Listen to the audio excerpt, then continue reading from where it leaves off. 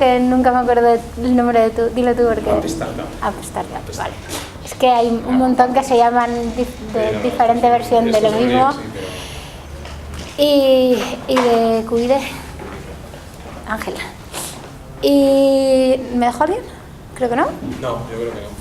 Vale, pues bueno, la idea de esta charla es hablar de un problema bastante común para los emprendedores, que te encuentras con que tienes una idea, tienes a lo mejor se espera un buen equipo, sabes cómo desarrollarla, pero no que tienes al socio técnico, ¿vale? Ese es un gran problema, que mucha gente intenta conseguir a ese famoso socio técnico, pero es que cualquier socio técnico no te vale, y el meter a alguien dentro de tu equipo porque necesitas eso no siempre es una buena idea. Entonces a lo mejor es una buena idea pues conseguir a alguien que crea en tu idea y que invierta con su trabajo en vez de con su dinero, que te acompañe esa parte del camino y que desarrolle para ti.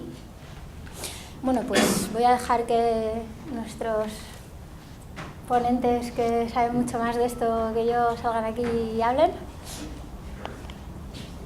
Por favor.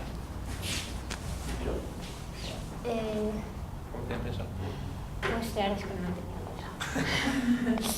Pero pensé que íbamos a tener una mesa o algo así para poder hablar. Sí, vale, me parece. Creo que a lo mejor sería buena idea ponernos cerca del micrófono. Yo creo, si hablamos un poco alto, yo creo que no hace falta. Ya está, venga, ya está. ¿Podéis subiros aquí, chicos? Vale. Vale, hay que poner una silla extra para el tema de la pecera. Vale. No, yo me quedo aquí.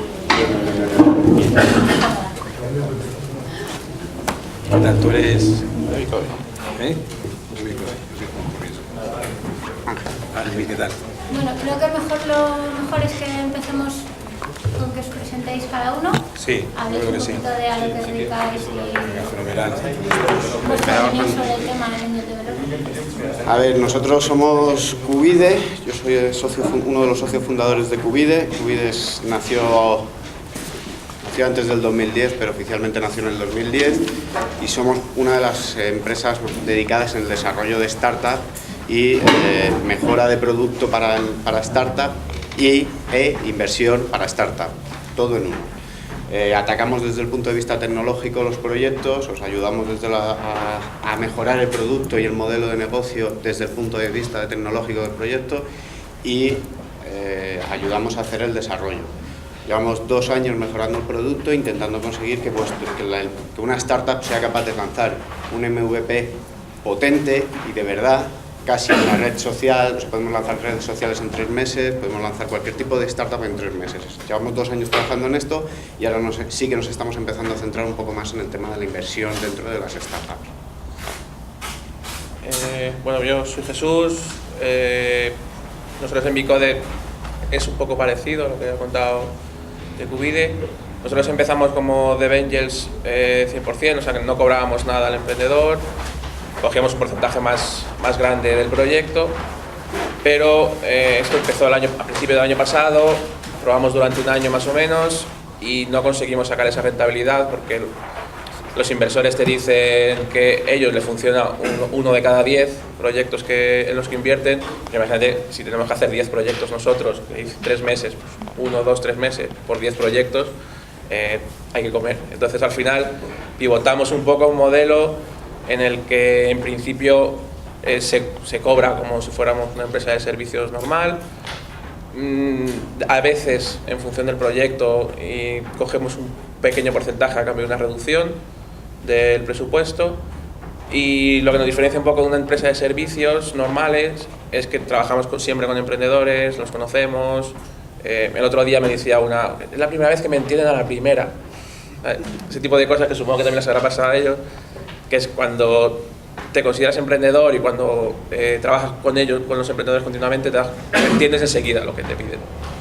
Y hacer el MVP, o sea, el reducirle lo máximo, porque todo el mundo te viene con la red social, red social, yo quiero un Facebook, pero no, vamos a reducir.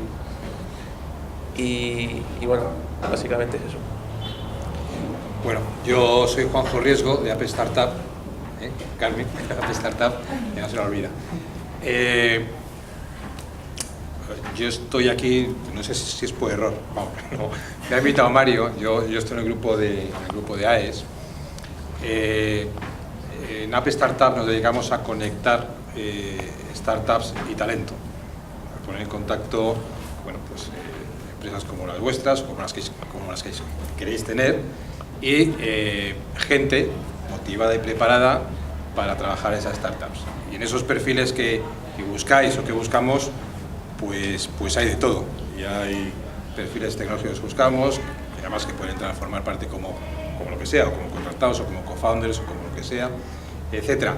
Y yo creo que bueno, pues Mario me invitó para aportar mi experiencia y mi entusiasmo en este... A mí Mario me dijo que eras precisamente, justo en otro punto de vista, contrario a... No soy, ya, a mí también me lo pintó así, no soy el contrario. Yo bueno, a lo mejor soy el contrario porque soy el clásico, porque lo que hago yo es poner en contacto la startup con perfiles más clásicos. Yo os voy a decir la verdad, yo este modelo no lo conocía como Carmen, hasta hace... No, yo lo conocía, pero no sabía que tenía nombre. Pero sabes que tenía nombre, que estaba identificado como nombre.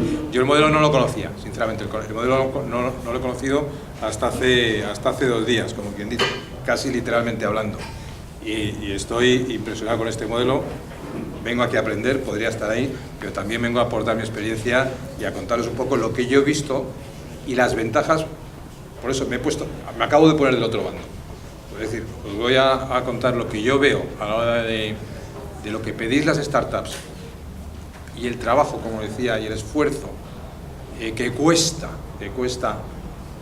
o no embarcar perfiles tecnológicos y perfiles para que desarrollen nuestro producto, nuestra solución, y como veo yo la entrada de estos señores en ese si estaba en lo contrario, me acabo de poner de su lado, estaré encantado casi de defenderles y os aprovecharé para contar la experiencia que tenemos nosotros en esa dificultad para eso.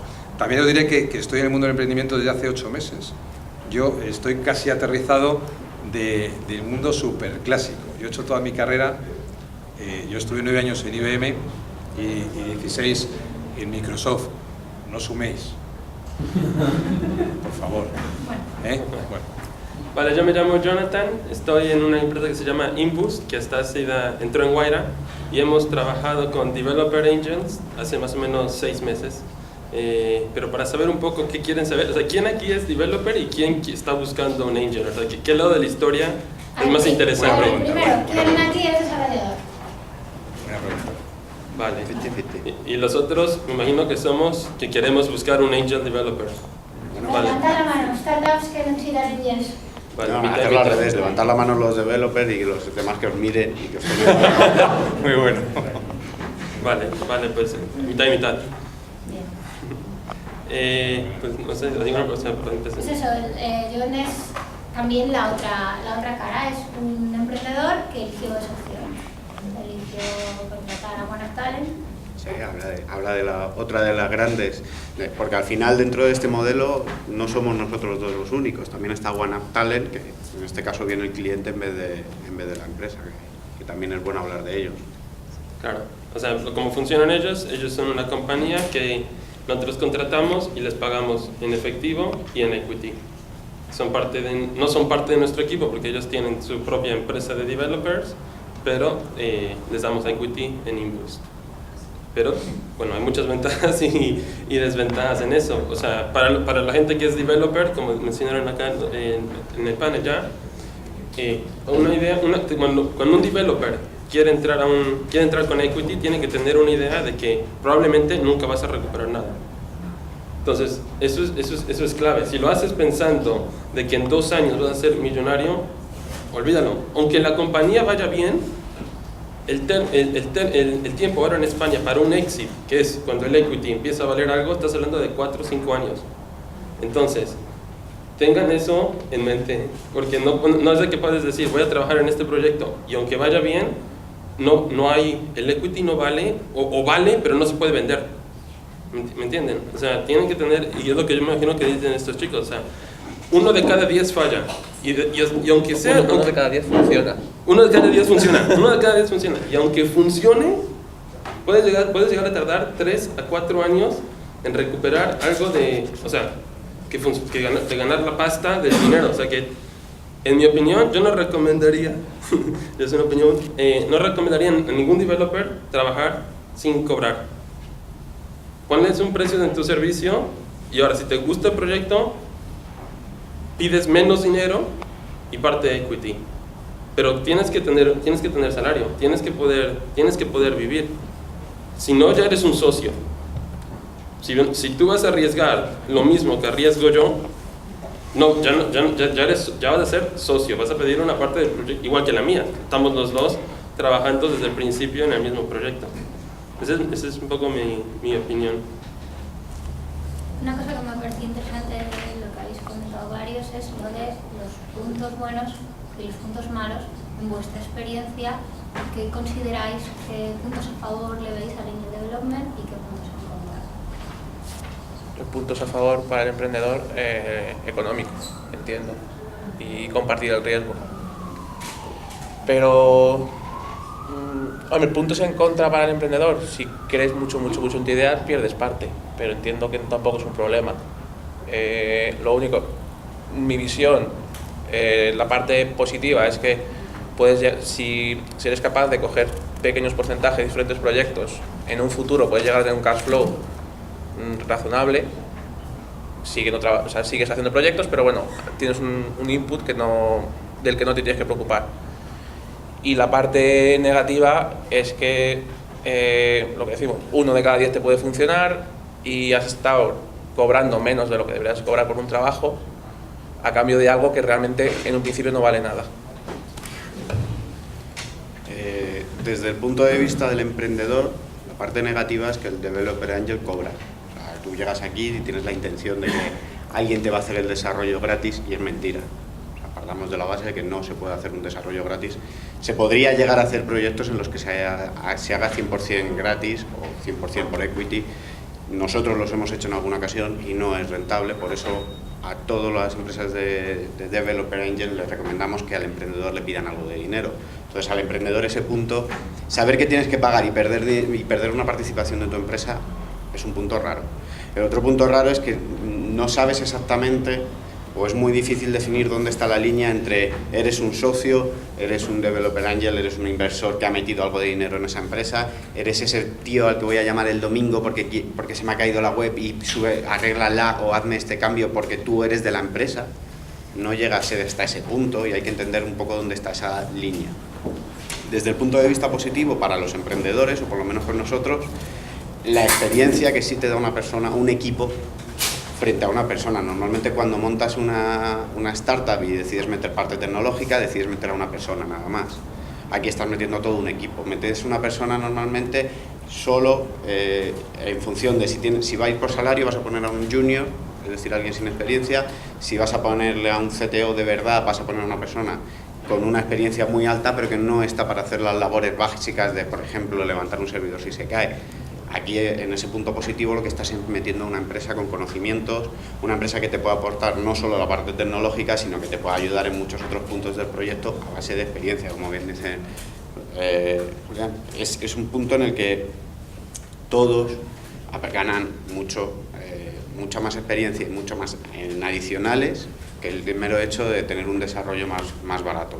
Porque si fueses por un desarrollo más barato, tienes Sudamérica, tienes el este de Europa, tienes Israel y te lo van a hacer mucho más barato, mucha menos calidad y van a hacer lo que tú quieres, no lo más óptimo. Nosotros ahí sí que nos focalizamos mucho y es una de las partes que a todos los clientes les hacemos sin coste y es la parte de análisis, de definición del producto, de definición del proyecto y de definición realmente del modelo de negocio, porque muchos clientes te vienen sin tener ni idea. Cuando les ayudas ahí y ves que la persona, desde el otro punto, desde el punto del developer, cuando ves que la persona acepta esas críticas, esas correcciones, es genial porque empiezas a trabajar con un equipo, con unas ganas que normalmente no hay en otros proyectos. Cuando ves que simplemente eres una persona que le va a hacer un producto a otra y que no acepta ni una sola corrección, es que esta es mi idea y este es mi producto, es justo lo contrario. Dices, es que aquí no quiero ni entrar, ni acceder, ni nada por el estilo. O sea, la idea es tuya, pero hazme caso que vas a darte un batacazo en esa dirección o no, ve en esa dirección, pero por lo menos entiéndeme. Desde el punto de vista de desarrollo, la parte positiva es sobre todo la diversión. O sea, a todos los proyectos que nosotros cogemos nos gustan. O sea, poder plantearte una empresa donde trabajas haciendo trabajo para clientes y te gusta lo que haces, eso es una gozada. Si encima para colmo ayudas y participas en el devenir de esa empresa y como bien dices, si alguna da éxitos, tú vas a tener éxitos, eso es una gozada. Desde el punto de vista negativo es lo mismo, la cantidad de gente que te viene sin ideas o con malas ideas y queriendo que se las desarrolles y que no entienden tu modelo y que te tienes que pelear con ellos para que entiendan tu modelo. La cantidad de tiempo, entre comillas, perdido ahí en explicar qué es realmente un developer engine. Las ideas sin preparar, eso es de las cosas que más llegan. Yo tengo unas preguntas para ellos, aunque esté aquí también arriba. Lo primero, ¿cómo validáis los proyectos? O sea, al final, ¿hacéis casi el mismo proceso de validación o de elección de proyecto que puede hacer un inversor? Porque vosotros realmente estáis en la parte tecnológica, pero tenéis que tener la visión y la suficiente capacidad de decisión como para validar que un proyecto puede tener dónde invertir. O sea, estáis invirtiendo al final, estáis invirtiendo y seguramente bastante. Aunque cobréis el trabajo de alguna forma, sí, no, pero económicamente no es exactamente la inversión. O sea, si fuese solo por el dinero, no es por el valor. Hay una inversión. Entonces, ¿cómo hacéis ese proceso de selección y qué diferencias hay con el proceso de selección que puede hacer mi inversor al uso? En nuestro caso es bastante por intuición y sobre lo que comentaba, hablas con el emprendedor y muchas veces, más que invertir en su proyecto, inviertes en el propio emprendedor, porque sabes que si tiene otro proyecto, aunque este no funcione, te da buen feeling. Entonces dices, vale, pues si este proyecto que estamos haciendo no funciona, si hemos trabajado bien, lo normal es que para el siguiente venga también conmigo y al final uno de ellos es posible que acabe funcionando. En nuestro caso, bueno, contamos con las dos patas. O sea, nosotros dentro del equipo tenemos la parte de desarrollo y la parte de business angel. O sea, nosotros, luego viene la charla de Pablo Almunia. Pablo Almunia es nuestro socio, inversor, business angel, que nos da ese enfoque y el que nos hace validar desde el punto de vista inversor. Nosotros entonces tenemos, digamos, una doble validación. La validación de desarrollo, es decir, que nos encante, nos apasione la idea. Y os apetece y os mola desarrollar. Exacto. Sí. Ese es un punto que es un problema porque al equipo le encantan todas las ideas y por ellos trabajarían en todas las ideas y todas las ideas son buenas. Pero bueno, ahí tenemos también la otra pata que es precisamente la parte de empresa, el enfoque que nos da el socio tecnológico, o sea, el socio inversor, que sí que nos criba un poco. Aún así te comento, nuestra forma de trabajar normalmente nunca es invertir en la primera fase del desarrollo. Por eso apostamos mucho por modelos Lean. Modelos en los que se hace una primera fase muy rápida, en poco tiempo, 3 meses máximo en sacar producto. Esa parte normalmente va con presupuesto cerrado y en las siguientes partes ya es cuando entramos como inversores, porque el punto principal es, como bien dice, conocer al emprendedor, no la idea. O sea, la idea puede ser muy buena, pero si el emprendedor no lo es, no nos interesa el proyecto. Entonces, la forma de conocer al emprendedor es esos 3 meses que nos conocemos, tanto nosotros al emprendedor como el emprendedor a nosotros, porque o sea, por ser sinceros, por ahorrarte 15.000 euros, tener un socio que puede ser una patata, una empresa que solo te da problemas, merece la pena antes gastarte esos 15.000 euros, 20.000 o lo que sea, probar que todos nos llevamos bien y a raíz de ahí empezar a hablar de inversión. No quiero aterrizar demasiado, a lo mejor son detalles, pero creo que lo habéis comentado antes. Esos 3 primeros meses que dices, que me parece además muy justo y muy lógico lo que dices, ¿es precio de mercado o es precio de futuro amigo? No de amigo ahora, pero de futuro amigo. Bueno, en nuestro caso depende. O sea, también una cosa que intentamos preguntar es cuánto dinero tienes. Entonces, es el punto de partida. Claro, si tienes dinero suficiente, pues quizás lo hagamos normal. Si nos dice, mira, es que por el precio normal no lo voy a poder hacer, pues lo pensamos. No siempre decimos que sí, lo pensamos. Nosotros, Si quieres, puedes preguntarle a Santi, que es nuestro nuevo cliente futura invertida, si todo sale bien, y le puedes preguntar a él cómo adaptamos nuestros precios y nuestras tarifas al emprendedor. O sea, él te puede dar el punto de vista que acaba de entrar con nosotros y todavía no se lo cree. Ya, pero bueno, lo estoy escuchando, ¿no? Es el de la silla, ha venido el de la silla. ¿Puedo hacer otra pregunta, Carmen? No. Vale.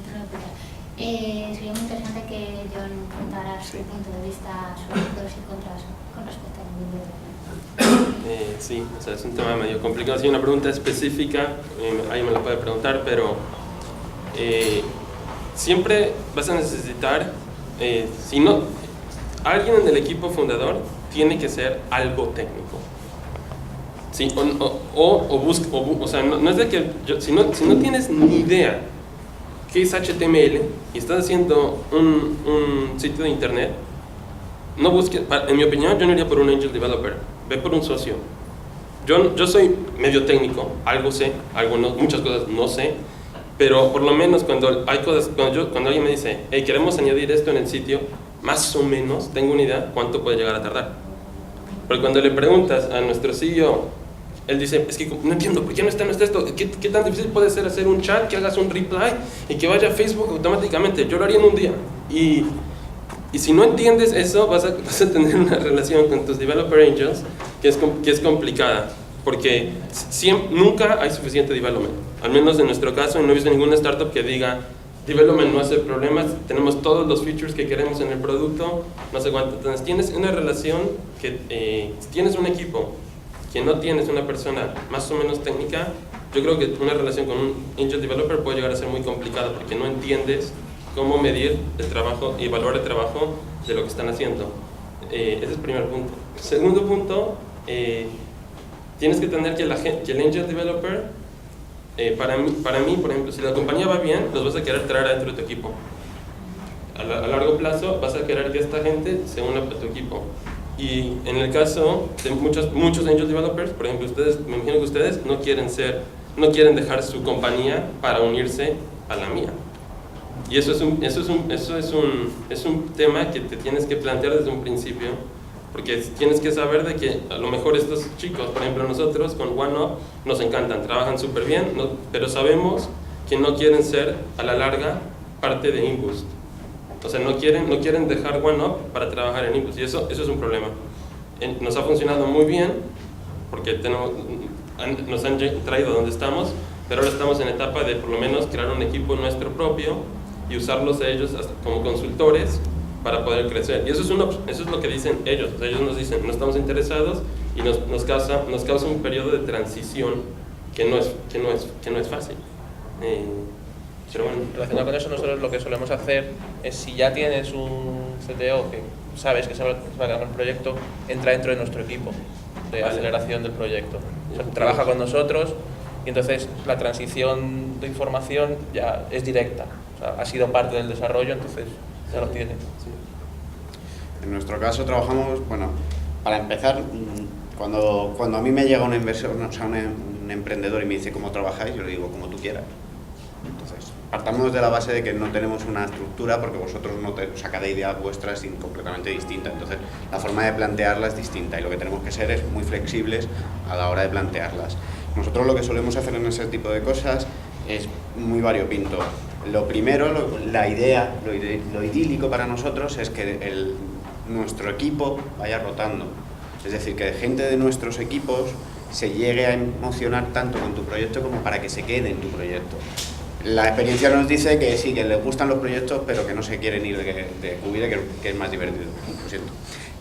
El otro punto en el que sí que trabajamos es la formación y el puesto de CTO. Nosotros sí que llevamos algunos proyectos como CTO de la empresa, simplemente el CTO, gestionando tus equipos, y en otros proyectos lo que hacemos es formar, ayudar, como bien dices, o meterlo in-house, o enseñarle el código, enseñarle cómo funcionamos, darle toda la formación necesaria para que pueda seguir creciendo. Como bien dices, nosotros no queremos estar en una empresa, nosotros somos simplemente la semilla en el desarrollo, y lo que queremos es que luego ese desarrollo sirva y podáis seguir utilizándolo. Es un concepto completamente distinto a cualquier agencia online que lo que busca son teneros cautivos, que el código sea suyo, que tengáis que pagar licencias, que tengáis que pagar mantenimientos y demás. Nosotros lo que buscamos es justo lo contrario, preferimos formar gente, preferimos ser simplemente el CTO y trabajar con vuestro equipo, o ser el CTO más equipo de vuestro proyecto, antes que teneros cautivos o que vosotros nos metáis para allá. En ese sentido tenemos ahora mismo proyectos que tienen equipo en Paraguay y nosotros somos simplemente el nexo de unión entre el emprendedor que no tiene esa idea ni un solo conocimiento tecnológico y ese equipo al que le hay que transmitirle la información, y nos juntamos con el emprendedor y cuando hay que definir estrategia nos sentamos con él a definir estrategia, pero el desarrollo de segundas, o sea, de cuartas, quintas fases ya no lo hacemos nosotros, sino que lo gestionamos. Entonces, ahí depende mucho también del proyecto, como bien dices, si te puedes permitir tener equipos, si solo te puedes permitir hacer una siguiente ampliación. Funciona un poco más, la startup es la que define qué pasos seguir más que nosotros. Sí, otra cosa que ha comentado también que me parece importante resaltar es el conocimiento técnico que hace falta en un emprendedor. Nosotros somos los expertos técnicos, pero igual que yo hago un esfuerzo importante por entender la parte del negocio y la parte más de gestión del proyecto, es importante que el emprendedor entienda un poco la parte técnica. Más que nada para que luego, si de nosotros pasa a Cubide y de otro pasa no sé quién y pasa no sé cuándo, que sepa un poco, que no le engañen. O sea, que sepa, que le diga, no, es que esto no se puede hacer. No, sí, o sea, yo entiendo un poquito y sé que esto se puede hacer así y lo que me estás cobrando es una barbaridad. O sea, ese tipo de cosas, y que yo le pueda hablar, no en idioma técnico, no 100% técnico, pero que sí que le pueda hablar pues, de HTML, de, bueno, esto es un servidor, esto es el cloud, no sé qué, que le pueda hablar de determinadas cosas, que es importante dentro de su proyecto. Vale, pues... Yo voy a sentarme un segundo, digo una cosa y me salgo, ¿vale? Hasta que os levantéis. Bueno, lo digo desde aquí. Creo que Sale ahí. No, sale. No sale.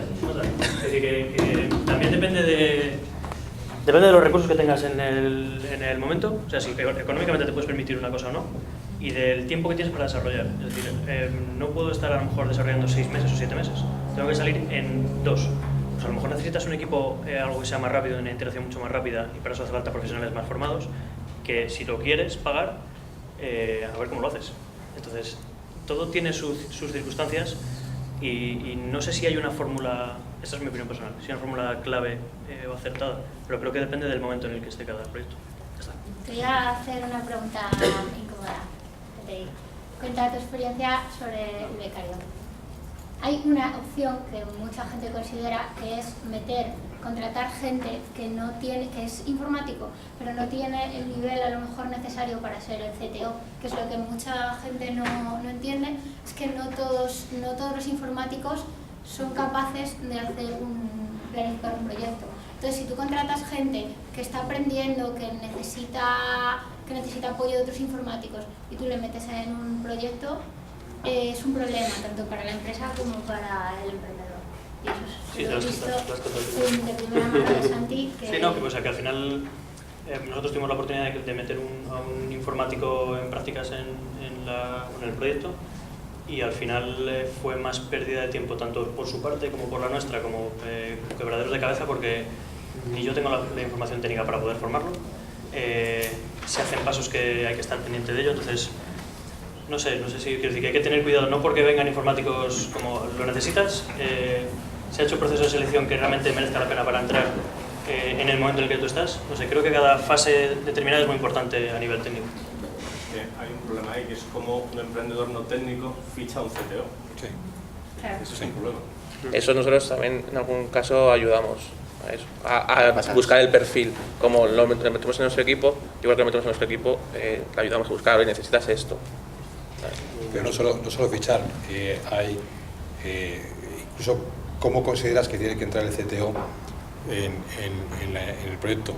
Os habréis encontrado startups que han empezado con CTOs no dedicados, con CTOs que incluso puede ser un co-founder, pero que hago de CTO en mis ratos libres. Claro. Cuando ponen los anuncios en la tele, ¿sabes? Ten en cuenta que cuando me dejen los niños. Como bien dicen, las primeras fases del proyecto no necesitas un CTO al 100%. O sea, la primera fase inicial de definición de proyecto todavía, pero cuando se está desarrollando, cuando ha salido la primera beta, cuando se está lanzando el proyecto, el CTO no tienes por qué tenerlo al 100%. Y tenerlo al 100% te puede suponer unos costes que te ahogan la empresa sin utilidad alguna. Y en cambio, si no lo tienes dedicado cuando acabe esa fase, también, o sea, si sigues esa inercia de no tenerlo dedicado, cuidado también ahí. Hay que tener ahí un poco de mano. Nosotros en ese punto partimos de una base o de una filosofía, y esa es ayudar a crear startups, ayudar a crear empresas. Entonces, desde ese punto de vista, cualquier cosa que necesitéis que sea tecnológica, venir y preguntarnos. Nosotros tenemos las puertas abiertas 24/7, porque por desgracia estamos delante del ordenador 24/7, y hemos hecho de todo tipo de cosas. O sea, me ha venido alguien preguntando precisamente, oye, ¿me puedes ayudar a buscar a alguien que me haga de CTO en el proyecto? Sin problema. ¿Cuánto me cobraría? Por eso no te cobro nada. Oye, tengo este proyecto, ¿me lo puedes echar un ojo en el código o un ojo a la web y darme tu feedback? No hay ningún problema. De hecho, nosotros ahora, una de las cosas que lanzamos a partir de ahora es feedback a startups, desde el punto de vista de negocio, o sea, de producto y tecnológico, feedback a startup. Reunirnos una vez al mes, ver vuestras startups y daros feedback. Nada de cobrar, nada de... No nos interesa cobraros, no nos interesa que nos contratéis. De hecho, muchas de esas startups no se podrían permitir contratarnos y simplemente necesitan ese feedback, oye, necesitamos ese apoyo. Entonces, todas esas iniciativas las apoyamos. Igual que apoyamos el Link Camp, igual que apoyamos los e-Weekend, Startup Weekend y todo proceso de ayuda al emprendedor es importante. Entonces, desde ese punto de vista, si hay que ayudarte a buscar un CTO, te ayudaremos dentro de nuestras medidas. Yo tengo una opinión un poco más radical, que tiene que ser, el CTO lo encuentras con tus amigos. O sea, es muy probable que si el proyecto es bueno, vas a estar con el CTO más de lo que dura un casamiento hoy en día. O sea, vas a estar más de 5 días con esta persona. Entonces, ¿cómo encontrarías una novia? O puedes ir a una empresa que te diga, hey, esta va a ser tu novia, o vas a preguntarle a todos tus amigos y alguien va a tener a la chica perfecta. Y si no la puedes convencer, porque esto siempre sale en muchos temas con inversores. No me acuerdo quién, estuve hablando con un inversor importante hace poco y me dijo, si no puedes convencer tú como CEO a tu equipo, no vas a convencer al inversor. Entonces, busca por un CEO, busca a tu CTO por tus amigos, y alguien tiene que tener un contacto técnico y ahí ya tienes confianza. Porque una vez que tienes la confianza, ya es cuestión de que convencerlo para que venga a tu idea. Y ahí, aunque la filosofía la comparto, sí que os digo que si queréis meter a un amigo como CTO de vuestra empresa o como socio en general de vuestra empresa, lo que estáis ganando es un no amigo. O sea, dejará de ser amigo. La experiencia me lo dice. Más allá de que tienes toda la razón y nuestra filosofía es conocernos antes de casarnos. De hecho, nosotros, una filosofía de Pablo es precisamente esa. Si cuando tú te vas a casar con una persona, antes la conoces, la cortejas, vais a la cama, os pasáis no sé cuánto tiempo juntos y ya después decidís firmar los papeles, porque cuando montáis una SL, que es mucho peor y es mucho más dura y va a ser a más largo plazo y que no se puede separar con un divorcio como se puede separar un matrimonio, porque lo primero que hacéis son poner los papeles por medio, legislarlo todo y después conocernos? O sea, justo al revés, empezar a probar el socio, empezar a probar todos los socios. O sea, esto ya no es un punto de vista tecnológico, es cualquier socio que entre en la empresa, que esté alineado con la empresa, que os conozcáis, y que saber que el punto de que sea un amigo puede ser al final un problema. De hecho, yo, antes de montar Qubide, monté otra SL con una filosofía similar. Éramos 3 socios, iban a venir a mi boda y, de hecho, todavía me deben dinero. No hemos vuelto a hablarnos. Si nos vemos por la calle, creo que incluso hasta me pegarían. Acabamos como el Cristo de la Aurora. Entonces, ese punto también hay que tenerlo en cuenta. Cuidadito con qué socios metéis en la empresa y mimar mucho ese porcentaje. O sea, no tanto el porcentaje, porque al final el porcentaje es una cosa que es una ilusión, una quimera, pero sí que es una persona que va a estar dentro de la empresa y que os va a pedir y que va a exigiros y que va a aportar. Entonces, intentar que esa persona no sea un desconocido, un cualquiera. A la par que os molestáis en buscar un socio tecnológico, molestaros en que los inversores a los que vayáis a pedirles el dinero, conocerlos, saber quiénes son, saber si os interesa y demás. Bueno, vale, ¿cuánta gente tenéis preguntas? Vale, pues tú levantaste primero. Bueno, yo pregunto desde la perspectiva de la empresa desarrolladora, no tanto de startup. Una compañía ¿Se llama cómo? Vico, con K. Vico del norte. Y estamos... Nos conocemos todos. Está pasando un poco eso, ¿no? Que realmente hay clientes que son startups, ¿no? Y una vez que madura un poco la relación dicen, oye, podéis hacer el CTO. Claro, mi gran cuestión es, una compañía puede ser el CTO de una startup, entiendo que tiene una persona. Yo como compañía lo veo un poco complicado, La segunda pregunta, están muy relacionadas todas. La segunda es, además yo tengo un caso, estoy en esa situación y además veo que el que tiene un CTO en este momento realmente no es un CTO, como acabas de decir, es un desarrollador y se puede estar bien, pero no es un CTO. Y la primera dirección probablemente hay que decir, señor, este tipo no puede ser el CTO de la compañía, yo te puedo acompañar, pero si este señor forma parte del equipo de alguna manera, pero pierde relevancia, porque si no, no vamos a ninguna parte. O sea, yo estoy trabajando para ellos, pero veo que las cosas no terminan de ir bien. Luego, ¿cómo sostenéis el modelo, no? ¿En cuántas...? Espera, demasiadas preguntas. Sí. Recuérdanos la primera. Sí. Eso, que yo ya me perdí. Y luego, si una compañía puede ser el CTO de una startup, una empresa como la vuestra. Yo lo veo complicado, la verdad. Para empezar, en una empresa como la nuestra, que somos muy poquita gente, si estamos dedicados a ser CTO de una empresa, no sacamos dinero por otro lado, entonces al final no puede subsistir, es imposible. Quizás una empresa más grande sí que se puede permitir de que diferentes perfiles dentro de la empresa pues sean CTOs de diferentes empresas. Pero que no lo sé, por ejemplo, Vico tiene un tamaño que quizás se lo podría plantear en un momento dado. Pero tienes que identificar a alguien que lo haga. Sí, sí, Vale, sí.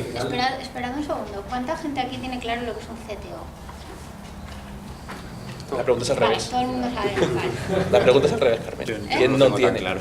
Vale, sí. ¿Quién no está seguro de que sabe completamente lo que es un CTO?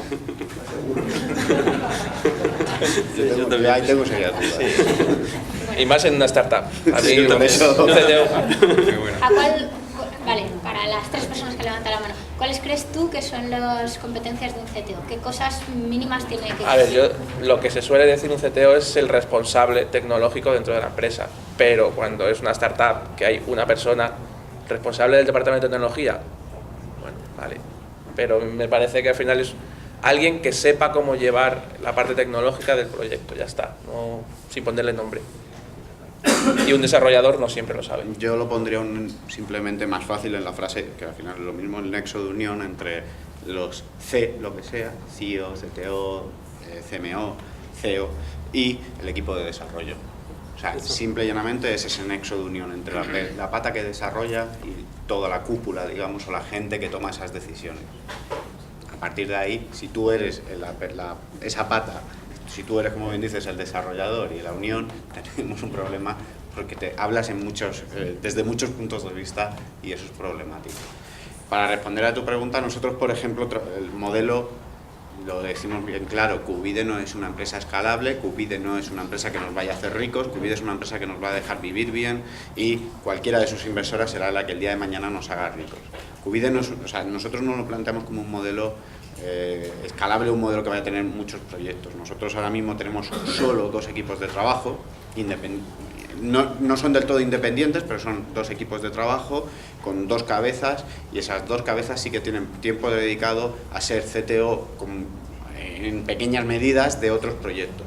Y son, como bien dices, es la empresa representada en esa persona, que puedo ser yo, puede ser otro de los socios, puede ser X. Pero sí que es cierto que no lo planteamos como algo escalable, porque no es escalable. Y de hecho nuestro modelo es vivir hacer 10 proyectos al año, 10, 12, 15, los que sean, pero no más.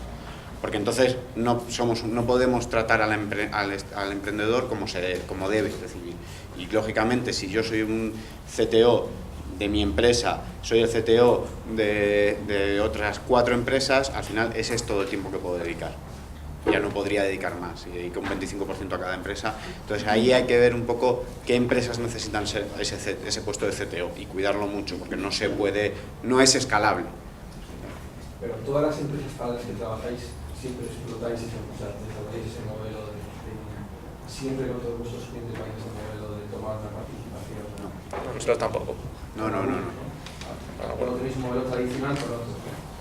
Sí, lo único Nosotros tenemos, bueno, la parte no tradicional es que no solo desarrollamos lo que quiere, sino tratamos de entender, estudiamos qué es lo que hacéis las Inceptio, que hacéis en Vico, por ejemplo, hacemos lo mismo.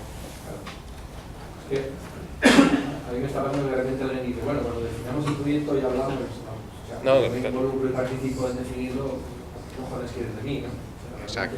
Puedo prestar servicios y me pagan. Claro, de hecho, hace poco una emprendedora lo que me comentaba era que quería que la acompañase en todo el proceso de hablar con los usuarios, posibles usuarios finales, que incluso la financiación, o sea, que les acompañásemos un poco en todo el proceso. ¿Y qué dijisteis? ¿Que sí o que no?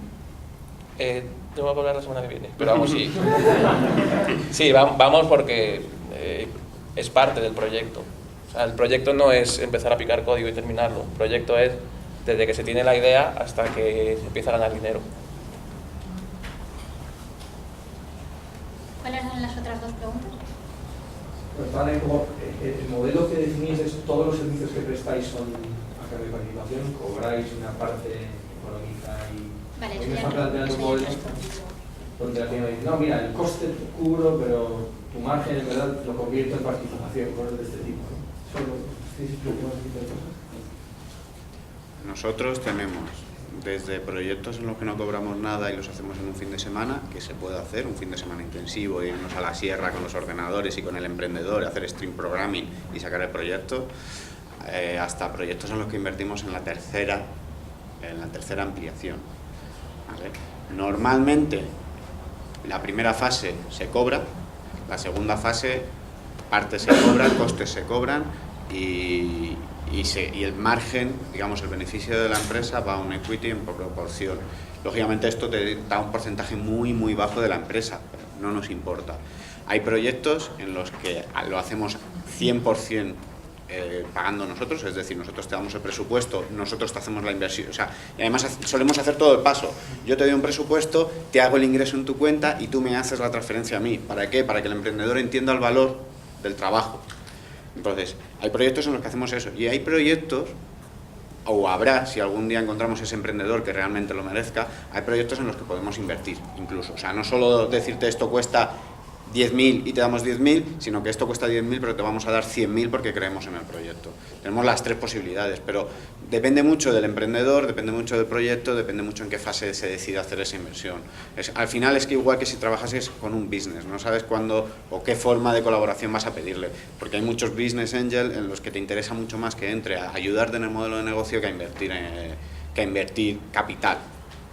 Y hay proyectos en los que es 50-50, hay proyectos en los que es solo capital y no entres en el modelo de negocio. Entonces, ahí somos muy flexibles y es la única forma de conseguirlo, siendo totalmente flexibles y no planteando nunca una estructura única. ¿Había alguien? Vale. Hay una cosa que a mí me queda muy clara del Angel Development, que es el inversor está ahí, tiene un equity de la compañía, y si la compañía sale a bolsa o se vende, lo que sea, pues tiene un retorno. En el Angel Development está la parte de que me pagas y ya está, pero si eres parte de la compañía, ¿hasta cuándo eres parte de la compañía? O sea, no solamente está claro dónde se entra, ¿no? en la compañía, dónde se sale. Porque evidentemente pensemos en un caso de éxito, no los casos en los que se hace la startup y no llega a ningún sitio, que son la mayoría, pero pensamos en el caso de éxito. La empresa va a crecer y se van a hacer muchas cosas y llega un punto en el que no tiene sentido ese equipo de desarrollo fuera, pero ese equipo de desarrollo nunca va a querer estar dentro. Y en algún momento tiene que haber ese divorcio, ¿no? Divorcio amigable. ¿Cómo es? A ver, son dos cosas distintas. A nivel desarrollo y a nivel exit. El exit lo hacemos como cualquier otro business angel. No tiene nada que ver si yo tengo participación en la empresa con cómo trabaje de cara a la empresa. Nosotros hay proyectos en los que ya no trabajamos y sí seguimos teniendo participada, y ya no trabajamos porque tiene su propio equipo de trabajo. Entonces, sí que es cierto que, punto 1, el exit lo hacemos como cualquier otro business angel. Intentamos diluirnos, intentamos poco a poco en las siguientes rondas ir diluyéndonos, igual que cualquier otro business angel. No vamos a complicarnos más la vida. Y en la parte de desarrollo, lo que nosotros intentamos es poco a poco que el know-how y toda la parte tecnológica esté dentro del proyecto, pero poco a poco. O sea, tampoco queremos ahogar al emprendedor diciéndole ahora te toca meterte un equipo entero, ni tampoco queremos seguir siendo nosotros la empresa externa que gestione tu proyecto, que cuando tú necesites algo nosotros no podamos responderte porque estamos con otros proyectos.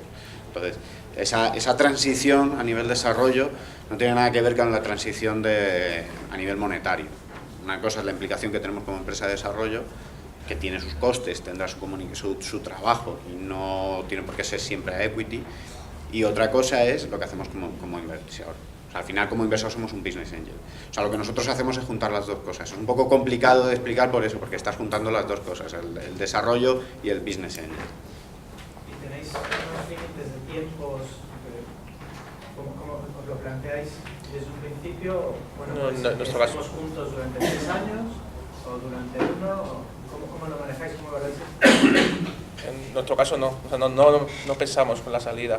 De hecho, cuando empezamos el primer modelo de intentar Business Angels, o sea, de Development Engine completamente, de no cobrar nada, a cambio de un porcentaje más alto, una de las cosas que queríamos era tratar de buscar inversores que nos pagaran ese porcentaje. Entonces, era la salida. Entonces, cuando lo encontráramos. No somos inversores, no tenemos ese conocimiento de en 3 años, en 2, y es que tampoco nos importa porque, como decía, no es escalable el modelo, nosotros vamos a seguir viviendo con nuestro trabajo y eso es un extra.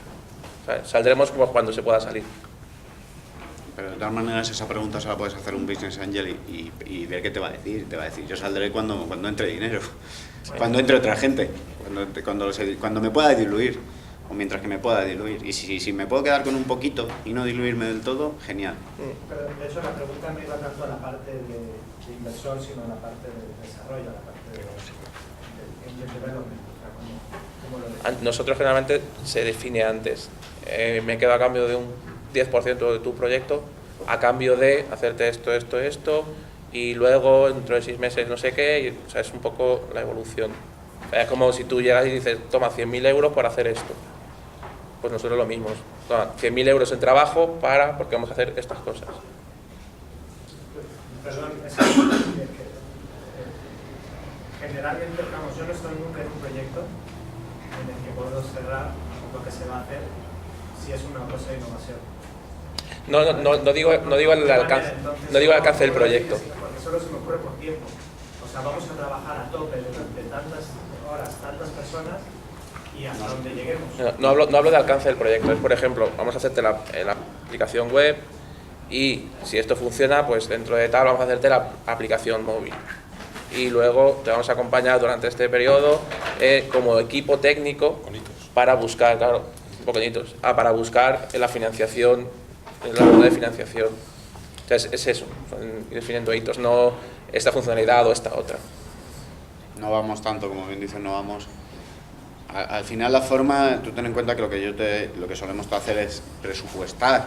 Siempre hay que presupuestar, yo insisto mucho, siempre hay que presupuestar lo que se va a hacer para darle valor, para que el emprendedor lo entienda, y a raíz de ahí hablar de ese presupuesto, cuánto va a ser a porcentaje y qué porcentaje. Entonces, con esa serie de interacciones, oye, si yo te digo voy a ser CTO de tu empresa durante 1 año, te voy a cobrar tanto y tal porcentaje va a ser en equity. La otra forma, como bien dices, y es la normal, yo te voy a hacer una primera fase, te voy a hacer una segunda fase, te voy a hacer una tercera fase. ¿Qué entra en esa primera fase, en esa segunda fase o en esa tercera fase? Habrá que verlo. Nosotros, por ejemplo, ahora hay un proyecto en el que acabamos de entrar como inversores y lo que hemos hecho es entrar por necesidad, había que entrar ya para meter ese dinero. Nosotros entramos como inversores y lo que hemos definido es, dentro de lo que cabe, el alcance de la segunda fase y dentro de lo que cabe, porque claro, el proyecto sale ahora, se va a testear, tenemos una idea de lo que va a ser la segunda fase, se define esa propuesta, o sea, se hace ese presupuesto, se define dentro de ese presupuesto qué porcentaje va a ser a equity, y cuando llegue el momento de hacer ese desarrollo, definiremos al 100% cuál es la fase 2. O sea, yo te he dicho que voy a hacer 10 tareas, pero a lo mejor de esas 10 tareas, como bien dices, hasta que no llegue el momento y me digan, no, es que mira, resulta que no quiero estas 10 cosas, que quiero estas 8.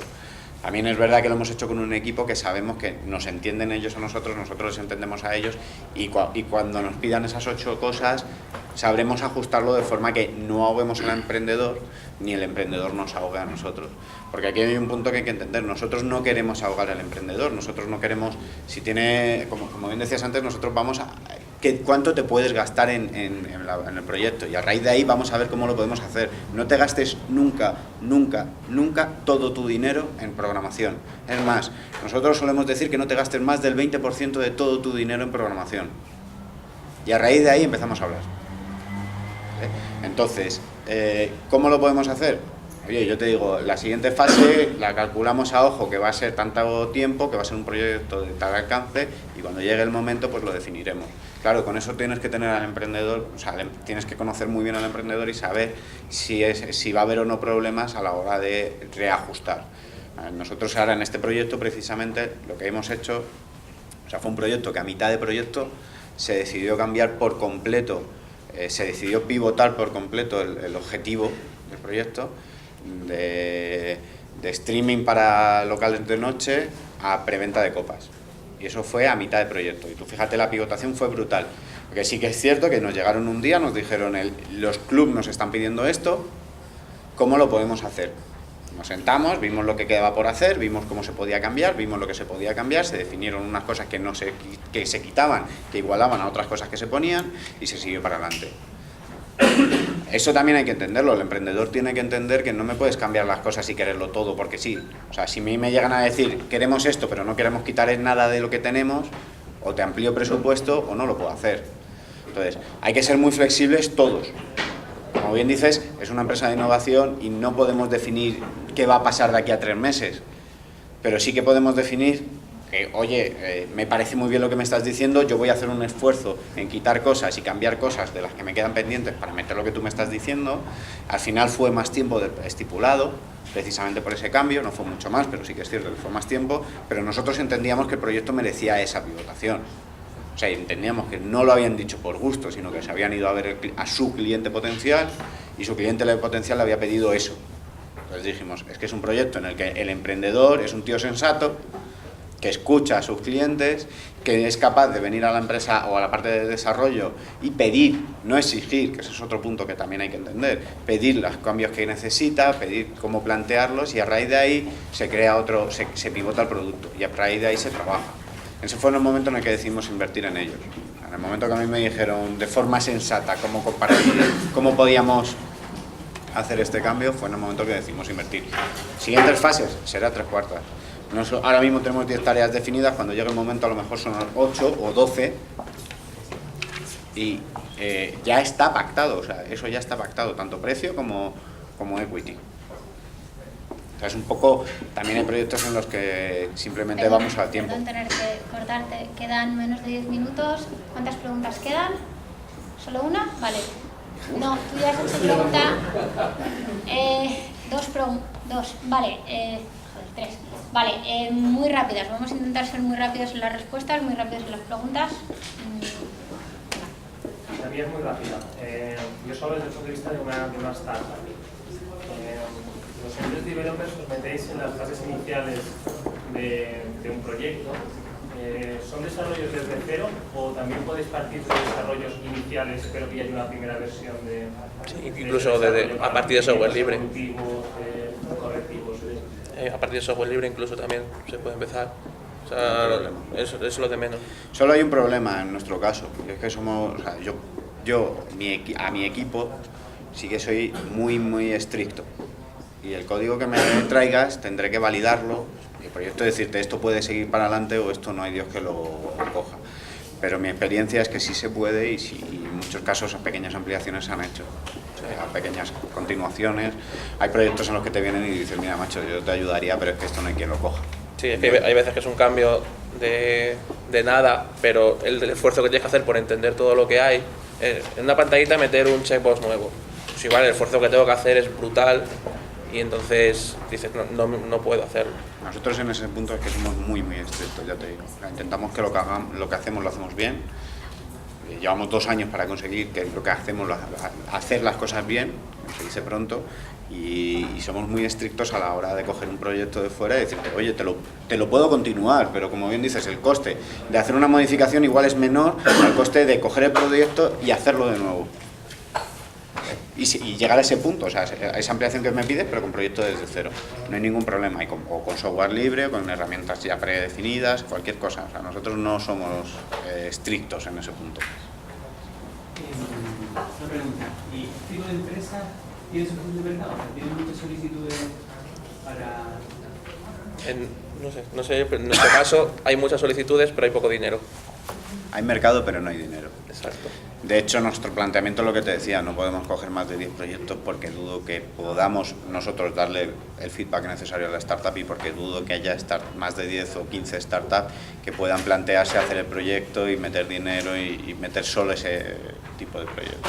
Por ejemplo, en nuestro caso no lo podemos permitir porque no tenemos gente contratada. O sea, nosotros somos todos socios. Entonces, bueno, pues si entran menos proyectos, bueno, simplemente como pasa todos los días, como cualquiera de vosotros seguramente. ¿Quién era el de la última pregunta? Yo, ¿cómo te llamas? Ángel. Vale, y luego quería compartir una experiencia de lo que no debéis de hacer los emprendedores, ¿vale? Yo hice una cagada que fue lanzar un proyecto sin tener un CTO y alguien que me asesorara tecnológicamente. Contraté una empresa que tenía mucho personal, que tenía también sede en Estados Unidos y que me dejaron absolutamente tirado. Y, o sea, y eso de repente te encuentras con un cliente con un producto perfectamente definido y no puedes dar servicio porque alguien no te ha hecho el desarrollo, aunque lo pagabas.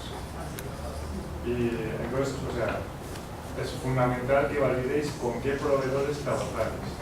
Y que o sea, pues yo realmente me tuve que embarcar en coger un equipo técnico para sacar eso adelante y no dejar tirados a los clientes. Pues está totalmente fuera de nuestra estrategia y bueno, fue una gran cagada. Eso lo tienes fácil porque puedes ir a ver qué trabajos ha hecho esa empresa y contactar con esos emprendedores, porque al final todas las empresas acabamos publicitando los proyectos en los que hemos participado. Eso es un punto, el otro día lo hablaba con otro tipo en otro foro. El problema es que como emprendedores somos muy vagos y no, como bien dices, no hemos validado al proveedor, pero tampoco validamos al inversor. ¿Cuántos de vosotros conocéis a la familia Caviedes?